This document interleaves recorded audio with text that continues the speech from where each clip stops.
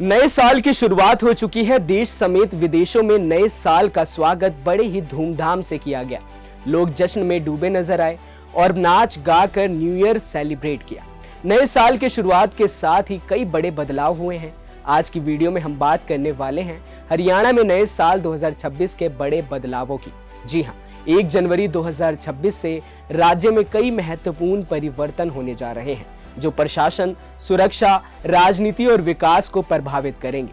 ये बदलाव नए डीजीपी की नियुक्ति से लेकर ब्यूरोक्रेसी में फेरबदल, राज्यसभा चुनाव और अन्य बड़े कदमों तक फैले हुए हैं। तो चलिए एक एक करके इनके बारे में डिटेल में जानते हैं।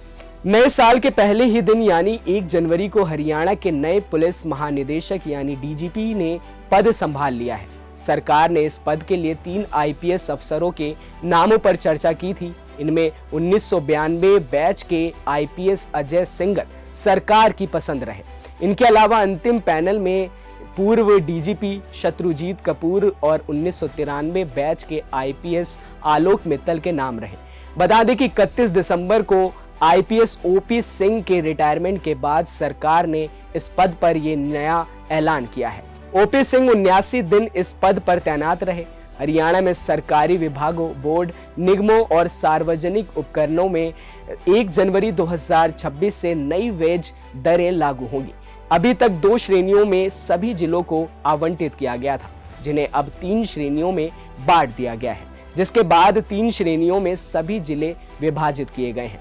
2025 के अनुसार 1,20,000 कच्चे कर्मचारी विभिन्न सरकारी विभागों, बोर्डों और निगमों में काम कर रहे हैं, जिनकी भर्ती संविदा आधार पर होती है। बता दें कि 22 दिसंबर 2025 से हरियाणा में जिलों की संख्या 23 हो गई है, क्योंकि हांसी को अलग जिला बना दिया गया है। नोटिफिकेशन जारी हो चुका है और 2026 में ये पूरी तरह लागू होगा। इससे लोकल प्रशासन बेहतर होगा, विकास प्रोजेक्ट्स तेज होंगे और लोगों को सरकारी सेवाएं आसानी से मिलेंगी। 2026 में हरियाणा से राज्यसभा की 2 सीटों पर चुनाव होने वाले हैं। ये सीटें रिटायरमेंट के कारण खाली होंगी। बता दें कि राज्यसभा सांसद रामचंद्र जांगड़ा और किरण चौधरी का इस सीट पर 9 अप्रैल 2026 को कार्यकाल पूरा हो रहा है। इससे पहले मार्च में राज्यसभा के चुनाव की प्रक्रिया चालू हो सकती है। विधानसभा में विधायकों की संख्या बल के आधार पर 1 सीट भाजपा और 1 सीट कांग्रेस के खाते में जाने की संभावना है। इन दोनों सीटों पर काबिज होने के लिए भाजपा और कांग्रेस के नेताओं ने अभी से तैयारी शुरू कर दी है। इसके अलावा हरियाणा में 1 जनवरी से ऑनलाइन टैक्सी एग्रीगेटर फ्लिप में सरकार ने बदलाव किया है।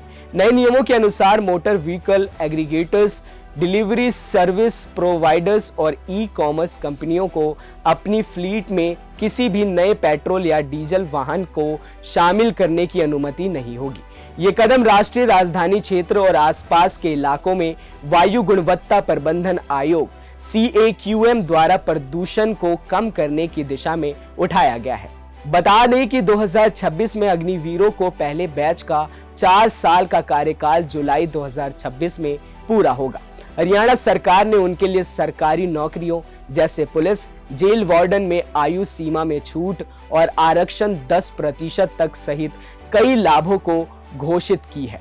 सरकार ने हरियाणा अग्निवीर पॉलिसी 2024 के तहत पूर्व अग्निवीरों के लिए कई सुविधाएं दी हैं। आपको जानकर हैरानी होगी कि हरियाणा सरकार ने साफ कर दिया है कि 2026-27 शैक्षणिक सत्र से कक्षा 3 से ही सभी स्कूलों में AI यानी आर्टिफिशियल इंटेलिजेंस और कंप्यूटेशनल थिंकिंग की शिक्षा लागू हो जाएगी।